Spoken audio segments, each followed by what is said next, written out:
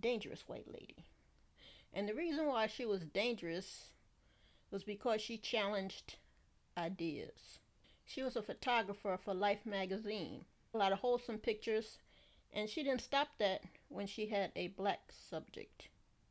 In 1949, she went to follow singer Billy Eckstine as he gave a concert, and she took pictures throughout the performance, throughout the interactions he had, and she submitted them to her editor.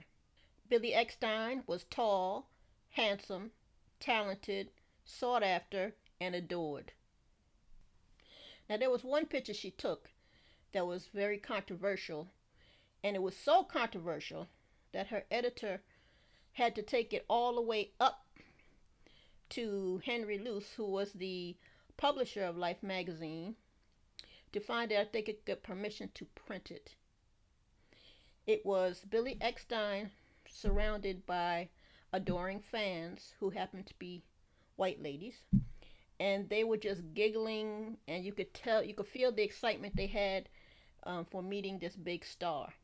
Well, the article and pictures of Billy Eckstine appeared in the April 1950 edition of Life magazine.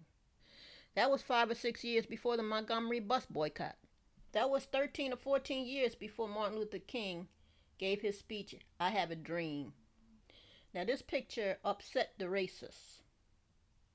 It did not depict what they felt was a proper representation of white women. This upset the racists because this did not present the image of white women that they approved of. Basically, it was a picture of a white woman who was hugging a black man. Historically in America, the number one rule for white women was that they were pure and they did not think about sex, and they did not really want sex. They wanted it just to have children, but they did not have any sexual desires, and that's why they were superior to the black women who supposedly were the wild from Africa, highly sexual Jezebels that lured the slave masters into having sex with them.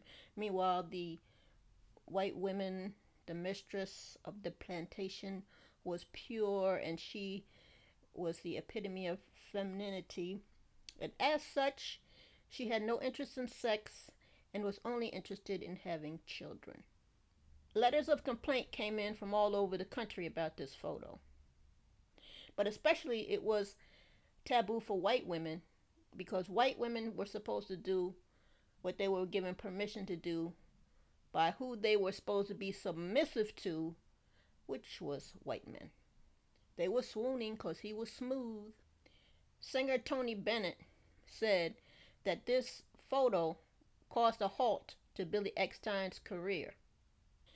This picture showed that white women have a sexuality, and their sexuality is not always affected by racial barriers.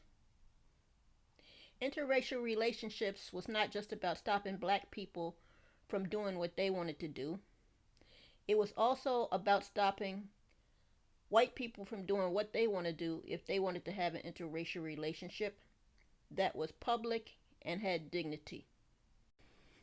And actually, this situation happened again in 1968 when singer Petula Clark had Harry Belafonte on her TV show, and they were singing a duet, and she just took his arm while they were singing.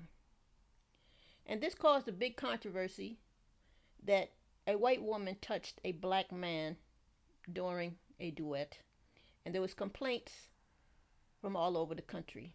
Well, actually, mainly from the South. The fact that a white woman would voluntarily want to have her skin touch onto a black man's skin.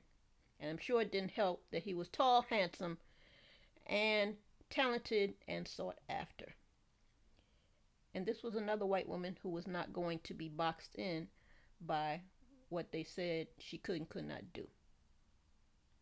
The advertiser who sponsored the show, Chrysler, wanted that take of the song to be destroyed and to use a take where she was not touching Harry Belafonte. Now, Petula Clark insisted that that take be used, and also her husband insisted that that take be used, and he went as far as to destroy the takes that were the ones where she did not touch Harry Belafonte. Her husband wanted that take to be shown. Well, that show went on the air, and the footage of her touching Harry Belafonte, that show went on the air 4 days after Martin Luther King was assassinated, and no doubt had a deeper meaning when people saw it at home.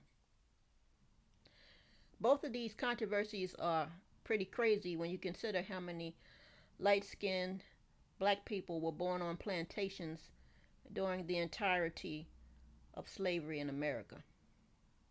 Harry Belafonte and Billy Eckstine were the epitome of what a leading man should be: handsome, charming, and debonair.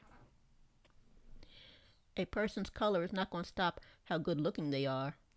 A person's color is not going to affect how talented they are. Later, Miss Holmes said that that picture of Billy Eckstine and his fans was the favorite picture that she ever took. She said that picture showed just what the world should be like.